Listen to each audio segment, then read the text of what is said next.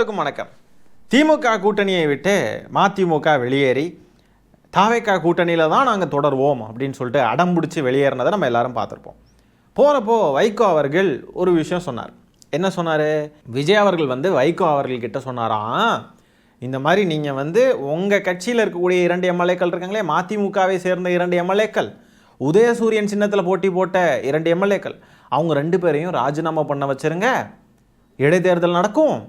அந்த இடைத்தேர்தலில் நான் பிரச்சாரம் பண்ணி உங்கள் வேட்பாளர்களை நான் ஜெயிக்க வைக்கிறேன் அப்படின்னு சொல்லிட்டு விஜய் அவர்கள் சொன்னதாக வைகோ அவர்கள் சொன்னார். இப்போ என்ன தெரியுமா பண்ணிட்டாரு? 2 நாள் கூட முழுசாக தாண்டலை, அதுக்குள்ளே பேச்சை மாற்றிட்டார். இப்போ என்ன தெரியுமா சொல்லி வச்சுருக்காரு? மதிமுக எம்எல்ஏக்களை முதல்வர் விஜய் பதவி விலக சொல்லவில்லை. எம்எல்ஏக்கள் 2 நானே பதவி விலக சொன்னேன். பதவி விலகக்கூடிய எம்எல்ஏக்களின் வெற்றிக்கு பிரச்சாரம் செய்ய வர வேண்டும் என கேட்டுக்கொண்டேன். நேரம் வரும்போது பிரச்சாரத்துக்கு வரேன்னு சொல்லி முதலமைச்சர் விஜய் சொன்னாருன்னு சொல்லி இப்போ அப்படியே பேச்சை மாற்றிட்டார். இப்படி நாளுக்கு நாள் மாற்றி பேசுகிறாரே, இவரெல்லாம் யோசிச்சு பாருங்க எப்படிப்பட்ட பச்சோந்தியாக இருப்பார்னு. இதே வாய் தாங்க 2 நாளைக்கு முன்னாடி சொல்லிச்சு விஜய் தான் சொன்னார், 2 எம்எல்ஏக்களையும் ராஜினாமா பண்ண சொன்னாருன்னு இதே வாய் தான் சொல்லிச்சு. இப்போ அதே வாய் இப்படி சொல்லுது. அவர் அப்படிலாம் சொல்லலை, நான் தான் கேட்டேன், அவர் வரேன்னா அதுக்கப்புறம் தான் சரி பார்ப்போன்னு சொன்னாருன்னு இப்போ அப்படியே மாற்றிட்டாருங்க. தாவேக்கா கூட சேர்ந்தாச்சு இல்லை, இனிமேல் பொழப்பே இப்படி தான் இருக்கும். பொய் மட்டும்தான் சொல்லிக்கிட்டே இருக்க வேண்டியது இருக்கும். மாற்றி மாற்றி பேசணும், பொய் சொல்லணும், இதுவே தான் பொழப்பாக இருக்கும். அங்கே இப்படி ஒரு நாளைக்கு ஒரு பேச்சு பேசிக்கிட்டு இருக்கிறதுனால தான் இருக்க இடம் இல்லாமல் சுற்றிக்கிட்டு இருக்காரு. இப்படி இவங்க அப்பா இருக்கிறதுனால தான் மகனான துரை வைகோ இருக்கார் இல்லையா, போகிற இடமெல்லாம் கதறிக்கிட்டு இருக்காரு. எங்கள் அப்பா பேர் கெட்டு போயிடக்கூடாதுன்னாடா அரசியலுக்கே வந்தேன் இப்படின்லாம் அழுதுகிட்டு இருக்கார் இல்லையா. அதுக்கு காரணம் அவருடைய அப்பா இந்த லட்சணத்தில் இருக்கிறதுனால தான். மாற்றி மாற்றி பேசிக்கிட்டு ஒரு இடத்துல நிலையாக இல்லாமல் இப்படியெல்லாம் இருக்கிறதுனால தான் இவர் அவங்க கூட சேர்ந்த உடனே உண்மையை பேச ஆரம்பிச்சிட்டாருங்க. இது எப்படின்னே தெரில. விஜய் குதிரை பேரம் பண்ணுறாரு அப்படின்ற உண்மையை சொல்லிட்ட உடனே அது அவருக்கு உண்மையானே தெரியாமல் அது குதிரை பேரன்றது தான் நம்ம சொல்லிக்கிட்டு இருக்கோம் அப்படின்றது கூட தெரியாமல் அவர் பாட்டுக்கு சொல்லிவிட்டார். அதுக்கப்புறம் பின்னாடி இருந்து தாவேக்கா நங்கு நங்கு நங்கு நங்குன்னு கொட்டியிருப்பாங்க போல். அதனால தான் வேறு வழி இல்லாமல் போய் பேச ஆரம்பிச்சிட்டார். ஒரே ஒரு நாள் உண்மையை பேசுகிறாரே அப்படின்னு பார்த்தோம், ஆனால் அடுத்த நாளே போய் பேசி வச்சுட்டார். சூப்பர். ஒரு போர்வாள் இப்படி அட்டை வாளாகி இன்னைக்கு இருக்குது. போர்வாள் இந்த நிலைமையில் இருக்குது போர்வாள். இவர் மட்டும் இல்லை, நம்ம பேராசான் இருக்கார் இல்லையா திருமாவளவன் அவர்கள், அவரும் தினமும் ஒரு பேச்சு ஒரு நாள் வித்தியாசமாக பேசிக்கிட்டு இருக்காரு. இப்போ என்ன தெரியுமா பேசி வச்சிருக்காரு? அதிமுக எம்எல்ஏக்கள்லாம் வரிசையாக ராஜினாமா பண்ணிட்டு வராங்கல்ல தாவேக்கால இருந்து. இப்போ கூட கரூர் அதிமுக எம்எல்ஏ எம்ஆர் விஜயபாஸ்கர் ராஜினாமா பண்ணியிருக்காரு. அந்த ராஜினாமாக்கெல்லாம் காரணம் அது அவங்களுடைய உட்கட்சி பிரச்சனை அப்படின்ட்டாருங்க பேராசான்.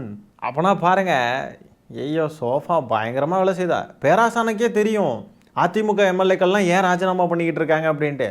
ஆனால் உண்மையை சொல்ல மாட்டார். ஏன் தெரியுமா? உண்மையை சொன்னால் சோஃபாவை பறிச்சிருவாங்க, அமைச்சர் பதவியை பறிச்சிருவாங்க இல்லையா, அதனால் உண்மை பேச முடியாது. அது மட்டும் இல்லாமல் அதிமுக எம்எல்ஏக்கள் தொடர்ந்து ராஜினாமா செய்வது ஆரோக்கியமானது இல்லை அப்படின்ட்டு சொல்லிட்டாருங்க. இப்படிலாம் பேசுறதுக்கு அங்கே பெர்மிஷன் உண்டுமா? பேராசான் சொல்லுங்கள், பெர்மிஷன் உண்டுமா? பரவாயில்லையே, கொஞ்சம் உண்மை பேசுகிறீங்களே. எந்த பின்னணியில் இதனை செய்கிறார்கள் என்பது தெரியவில்லை அப்படின்னு அடுத்தது ஒரு பொய். ஐயா, இப்போ தான் உண்மையாக பேசுகிறாங்கன்னு நம்ம நினைக்கிறதுக்குள்ளே ஒரு பொய்யை பேசி விட்டுறாங்கப்பா. என்ன இது? பேராசானே இப்படி இருக்கார். சிறுத்தை கட்சி இப்போ சில்லறத்தனமாக செயல்படுற கட்சி ஆயிடுச்சுங்க. அவ்வளோதான், இனிமேல் இது அவ்வளோதான். எல்லாருக்கும் தெரியும் குதிரை பேரம் நடந்துக்கிட்டு இருக்கு. அதிமுக எம்எல்ஏக்களையெல்லாம் பர்ச்சேஸ் பண்ணிக்கிட்டு இருக்காரு முதலமைச்சர் விஜய். வரிசையாக பர்ச்சேஸ் பண்ணிக்கிட்டு இருக்காரு. இல்லாமல் இப்படியெல்லாம் ராஜினாமா பண்ணிட்டு வருவாங்களா? எல்லாருக்குமே தெரியும் என்ன நடக்குது அப்படின்ட்டு. ஆனால் இப்படி முட்டு கொடுக்க உலகத்தில் யாராலையும் முடியாதுங்க. இந்த அதிமுக எம்எல்ஏக்கள்லாம் இப்போது ராஜினாமா பண்ணுறதெல்லாம் உட்கட்சி விவகாரம்னு சொல்கிறாரு. இந்த கர்நாடகாவை சேர்ந்த ஜனநாயகன் படத்துடைய ப்ரொடியூசரு வெங்கட நாராயணா, அவருக்கு தமிழ்நாடு அரசுடைய டெல்லி சிறப்பு பிரதிநிதி பதவியை கொடுத்துருக்காங்க இல்லையா, அது தாவேக்கா கட்சி விவகாரம், அதுக்குள்ளே தலையிடுறதுக்கு யாருக்கும் உரிமை கிடையாது அப்படின்ற மாதிரி பேசுகிறாரு. இதே பேராசான் தான். எல்லாமே கட்சி விவகாரம் தான் இல்லை, எல்லாம் கட்சி விவகாரம். ஆக மொத்தத்தில் வாங்கின சோஃபாவுக்கு விஜய் அவர்களை விமர்சனமே பண்ணிடக்கூடாது, எந்த கேள்வியும் கேட்டக்கூடாது, வாயை பொத்துனாப்பில் இருக்கணும்டா அப்படின்னு சொல்லிட்டு அனுப்பி வச்சுருக்காங்க போல். நம்ம பேராசானும் அவங்க சொன்னதை கேட்டுக்கிட்டு அரசியல் கொள்கை வெங்காயம் எல்லாத்தையும் கொண்டு போய் அடக்க வச்சுக்கிட்டு அவங்களுக்கு ஏற்ற மாதிரி செயல்படுறார். தஞ்சாவூர் பொம்மை மாதிரி தலையாட்டிக்கிட்டு இருக்கார். வாட் ப்ரோ, இதில் நம்ம பேராசான் வேற என்ன பின்னணி என்று தெரியவில்லை, ஏன் ராஜினாமா பண்ணுறாங்கன்றது தெரியவில்லை அப்படின்னு சொல்லிக்கிட்டு இருக்காரு. என்ன பின்னணினா, அதிமுக எம்எல்ஏக்களெல்லாம் ராஜினாமா பண்ண வச்சு இங்கே வர வச்சு இடைத்தேர்தலுக்கு அப்புறம் பின்னணி என்னன்றது நம்ம சோஃபா வாங்கிட்டு இங்கேருந்து அங்கே போய் ஆதரவு தெரிவித்தவங்களுக்கு தெரிய வரும். திமுக கூட்டணியிலேருந்து போன இவங்களையெல்லாம் விபூதி அடிக்கிறதுக்கு தான், வேற எதுக்கு? ஆட்சி அமைக்கிறதுக்காக உங்களையெல்லாம் ஊறுகா மாதிரி தொட்டுக்கிட்டாங்க. இனிமேல் பேராசானுக்கும் மற்றவர்களுக்கும் சேர்த்து விபூதி அடிக்க தான் போகிறாங்க. ஊருக்கே தெரிஞ்சிருக்கு, பேராசானுக்கு தெரியலையே. இத்தனை வருஷம் அரசியல் அனுபவம் கொண்ட பேராசானுக்கு இது தெரியல பாருங்க. எதுக்கு நடக்குதுன்னே தெரியல. அது வந்து அதிமுகவோட உட்கட்சி விவகாரம்னு பூசிக்கிட்டு இருக்காரு பாருங்க. அப்போ நம்ம பேராசானுக்கு குதிரை பேரம் நடக்குது அப்படின்றதுலாம் தெரியாது காய்ஸ். பேராசானுக்கு ஒன்றுமே தெரியாது. பேராசானை யாரும் திட்டாதீங்க காய்ஸ், அவருக்கு சத்தியமாக தெரியாது. அவர் சோஃபா வாங்கலை, அவர் ஆர்எஸ்எஸ் பெத்து போட்ட பிள்ளை தாவைக்கான்னு சொல்லலை. அதே ஆர்எஸ்எஸ் பெத்து போட்ட பிள்ளையோடைய அமைச்சரவையில் இடம்பெறதுக்கு துடிச்சிட்டு போகலை. திமுக முதுகில் குத்தலை முக்கியமாக. இப்போ அதிமுக எம்எல்ஏக்கெல்லாம் ராஜினாமா பண்ணுறது ஏன்றதெல்லாம் அவருக்கு தெரியாது. வாயில் விரல வச்சா கூட கடிக்க தெரியாது காய்ஸ் பேராசானுக்கு. பேராசான் அவர்களே, இது வந்து அவங்களுடைய தனிப்பட்ட உரிமை அப்படின்லாம் கூட முட்டு கொடுங்க பேராசான். தாவேக்கா வந்து குதிரை பேரம் நடத்துறது எல்லாம் என்னங்க, இது குதிரை பேரம் தானேங்க, அது தனிப்பட்ட உரிமை, அது கட்சி சார்ந்த விஷயம் அப்படின்னு முட்டு கொடுங்க. முழுசா நினைஞ்சதுக்கு பிறகு முக்காடு எதுக்கு நினைஞ்சிட்டு போங்க, நினைஞ்சிருங்க. பேராசான் அவர்களே, நீங்கள் இப்போ முட்டு கொடுங்க, முடிஞ்ச அளவுக்கு முட்டு கொடுங்க. ஒரு நாள் உங்களை கலட்டி விடுவாங்க.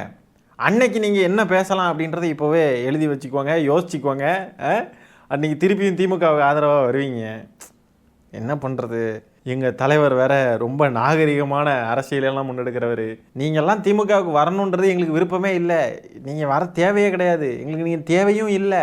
ஆனால் எங்கள் தலைவரை நினச்சாதான் எங்களுக்கே பயமாக இருக்குது. நாகரிக அரசியலின் உச்சம் வரலாம், எப்படி இருந்தாலும் அங்கேருந்து விரட்டி விடுவாங்க பேராசான். நீங்கள் அந்த நேரம் என்ன பேசுகிறீங்கன்றதை நாங்கள் பார்க்குறோம். அடுத்ததாக காதர் மொய்தீன் ஐயா, அவர் வந்து பார்த்தீங்கன்னா போகிற இடமெல்லாம் போய் பேசிக்கிட்டு இருக்கார். எப்படி திமுகவும் அதிமுகவும் கூட்டணி அமைக்க பார்த்தாங்க, எடப்பாடி பழனிசாமியை முதலமைச்சர் ஆக்கிடலாம், நம்ம வந்து ஆதரவு தெரிவிக்கலாம் அப்படின்ட்டு ஸ்டாலின் அவர்கள் என்கிட்ட வந்து சொன்னாங்க அப்படின்னு காதர் மொய்தீன் ஐயா போகிற இடமெல்லாம் போய் சொல்லிட்டு இருக்கார். இதே அவதூறை திரும்ப சொல்லிக்கிட்டே இருக்கார். இவ்வளோ தூரம் நீங்கள்லாம் பேசுகிறீங்க, இவ்வளோ தூரம் நீங்கள் அவதூறு பரப்புறீங்க, எல்லாரும் சொல்கிறீங்க திமுகவும் அதிமுகவும் சேர்ந்து கூட்டணி அமைக்க பார்த்துச்சு, சேர்ந்து ஆட்சியை பிடிக்க பார்த்துச்சு, விஜய் முதலமைச்சர் ஆகக்கூடாதுன்னு நினைக்க பார்த்துச்சு அப்படின்னு சொல்லிட்டு சொல்கிறீங்கல்ல. இவ்வளோ அவதூறம் பார்த்ததுக்கு பிறகும் ஏன் அதை நிஜமாக்காமல் இருக்குது திமுக? ஏன் அதை செஞ்சுட்டு போயிடலாம்ல? இதெல்லாம் வந்து அறிவில்லாத்தனமாக பேசுகிற மாதிரி இருக்கு ஐயா காதர் மொய்தீன் ஐயா.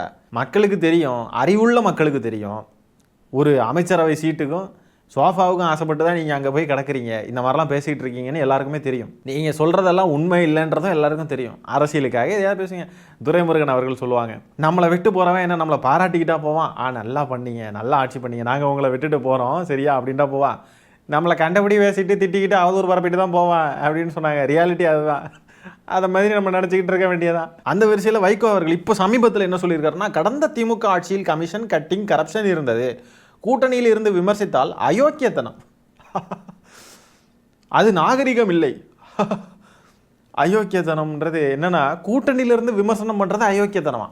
அப்போ விசிகா கம்யூனிஸ்ட்லாம் நிறைய அயோக்கியத்தனம் பண்ணியிருக்காங்க போல. கூட்டணியிலேருந்தே திமுக எந்நேரமும் சொரிஞ்சிக்கிட்டே இருப்பாங்க, காங்கிரஸ் இவங்கெல்லாம். அப்போனா அந்த கட்சிகள் அவர்கள் எல்லாரும் அயோக்கியர்களா? வைகோ அவர்களே, என்ன இது? நீங்கள்லாம் திமுக கூட்டணியில் இருக்கிறதே விமர்சிக்கிறதுக்கு தானே, திமுகவை சொரிஞ்சு வைக்கிறதுக்கு தானே, வேற என்னத்துக்கு நீங்கள்லாம் திமுக கூட்டணியில் இருக்கீங்க? கமிஷன் கரப்ஷன் கட்டிங்லாம் இருந்துச்சான் திமுக ஆட்சியில். கூட்டணியிலேருந்து இதெல்லாம் சொல்லிடக்கூடாதுன்னு நினச்சாராம். உண்மையான மானஸ்தனாக இருந்தா, உண்மையான நியாயம் பார்க்குறவனாக இருந்தா நீங்கள் அப்போவே கூட்டணி விட்டு வெளியே போயிருக்கணும். நீங்கள் கூட்டணி விட்டு வெளியே போயிட்டு நீங்கள் குற்றச்சாட்டு வச்சுருக்கணும்ல அப்போவே. அப்போ நீங்கள் ஏன் கூட்டணியில் தொடர்ந்தீங்க? அப்போவே இந்த மாதிரி விமர்சனம் பண்ணுறவன் தானே யோக்கியன். நெஞ்சு புறுக்குதுலையே, ரத்தம் குதிக்குதே அப்படின்ட்டு விமர்சனம் பண்ணியிருக்கணும், சொல்லியிருக்கணும்ல. ஏன் சொல்லலை? கூட்டணியிலிருந்து விமர்சிக்கிறது அயோக்கியத்தனமா? அப்போ கூட்டணியில் இருந்துக்கிட்டு இதெல்லாம் நடக்குதுன்னு சொல்லி இவருக்கு தெரிஞ்சுக்கிட்டு இதை சொல்லாமல் இருக்கிறது அயோக்கியத்தனம் இல்லையா? இப்போ ஏன் சொல்கிறாங்கன்னா, சோஃபா கிடச்சிருச்சு, புது கூட்டணி கிடச்சிருச்சு, வெற்றி வாய்ப்பு அதிகமாக இருக்குன்ற மாதிரி ஒரு சிச்சுவேஷன் இருக்கிற மாதிரி அங்கே இருக்கு இல்லையா, அதுக்காக அந்த பக்கம் சாஞ்சிருவோம் அப்படின்னா அந்த பக்கம் சாஞ்சிக்கிட்டு இங்கே மிதிச்சுக்கிட்டு இருக்கார். இதுக்கு பேர்லாம் அயோக்கியத்தனம் இல்லையா? ஊருக்கே தெரியும், எல்லாருக்கும் தெரியும் வைகோ அவர்கள் அவர் எப்படியெல்லாம் மாற்றி பேசுவார், அவர் பேசுகிறத தண்ணியில் தான் எழுதி வைக்கணும், எல்லாருக்குமே தெரியும் ப்ரோ. ஒவ்வொருத்தரையும் பாருங்கள் காய்ஸ், திமுக விட்டு வெளியே வந்துக்கிட்டு மாற்றி மாற்றி மாற்றி மாற்றி பேசுகிறாங்க. பேசுகிறத பூரா அவதூறு, ஒரு ஆதாரம் கிடையாது. இப்படியே அவதூறு பரப்பி தான் திமுகவை வந்து ஆட்சிக்கு வர விடாமல் பண்ணினாங்க. இப்போ கூட்டணியில் இருந்தவங்களே அவதூறு பரப்ப ஆரம்பிச்சாச்சு. அதிமுகவும் கூட்டணி அமைக்க பார்த்துச்சு, திமுக ஆட்சியில் கட்டிங் இருந்துச்சு, கமிஷன் இருந்துச்சு, கரப்ஷன் இருந்துச்சு, அதிமுக எம்எல்ஏக்கள் ஏன் ராஜினாமா பண்ணுறாங்கன்னே தெரியல, அது பின்னணியே தெரியல, அது உட்கட்சி விவகாரம்ன்றாரு நம்ம பேராசான். ஒரு நேரத்துக்கு நேரம் மாற்றி மாற்றி பச்சோந்திகளை விட வேகமாக நேரம் மாறுறாங்க. இந்த மாதிரிப்பட்ட கயவர்களையெல்லாம் நம்ம கூட வச்சுக்கிட்டு சுற்றிக்கிட்டு இவங்களெல்லாம் முதுகில் ஏற்றி சவாரி செஞ்சுருக்கோம் பாருங்கள், கேவலமாக இருக்குது. இந்த கருமத்துக்காக தான் கூட்டணியே தேவையில்லை அப்படின்ற நிலைக்கு நம்மெல்லாம் போகிறோம். கூட்டணியே வேணாம், வெற்றியோ தோல்வியோ நம்ம தனியாகவே நின்று எதுனாலும் பார்த்துக்கலாம். கரையான்கள் மாதிரி அரிச்சு அரிச்சு அரிச்சு அரிச்சு அரிச்சு அரிச்சு ஒரு மாதிரி இல்லாமல் ஆக்கிடுவாங்க இந்த மாதிரிப்பட்ட நபர்கள்லாம். திமுக ஆட்சியில் கட்டிங், கமிஷன், கரப்ஷன் இதெல்லாம் இருந்துச்சுன்னு சொன்னால் அந்த பணத்தில் தானே வெற்றி பெற்று எம்பியாக இருக்கார் துரை வைகோ. அதனால எம்பி பதவியை ராஜினாமா பண்ணிடுவார். இப்படிப்பட்ட பதவியே எனக்கு வேணாம், இப்படிப்பட்ட ஒரு கூட்டணியிலேருந்து எனக்கு கிடைச்ச அந்த பதவி வேண்டாம் அப்படின்ற ராஜினாமா பண்ணிடுவார். மானஸ்டன் விஜய் அவர்கள் கொடுத்த சோஃபா எப்படியெல்லாம் வேலை செய்து பாருங்க. அரசியல்வாதிகள்ன்ற பேரில் வெள்ளையும் சொல்லையுமா அலைகிறாங்க இவங்கெல்லாம். இதுக்கு பேசாமல் விடுங்க. அட வெக்கங்கெட்டவங்களே, அட வெக்கங்கெட்டவங்களே. திமுக கூட்டணியிலிருந்து விலகிய இந்த கயவர்கள் இப்படியெல்லாம் மாற்றி மாற்றி பேசிக்கிட்டு, பொய்யா பேசிக்கிட்டு, அவதூறாக பேசிக்கிட்டு தெரியக்கூடிய இவர்களை பற்றி என்ன நினைக்கிறீங்கன்றதை கமெண்ட்ஸில் பதிவு பண்ணுங்கள். மீண்டும் இவர்களெல்லாம் திமுகவை நோக்கி வந்தால் திமுக என்ன செய்ய வேண்டும்னு நீங்கள் நினைக்கிறீங்கன்றதை கமெண்ட்ஸில் பதிவு பண்ணுங்கள்.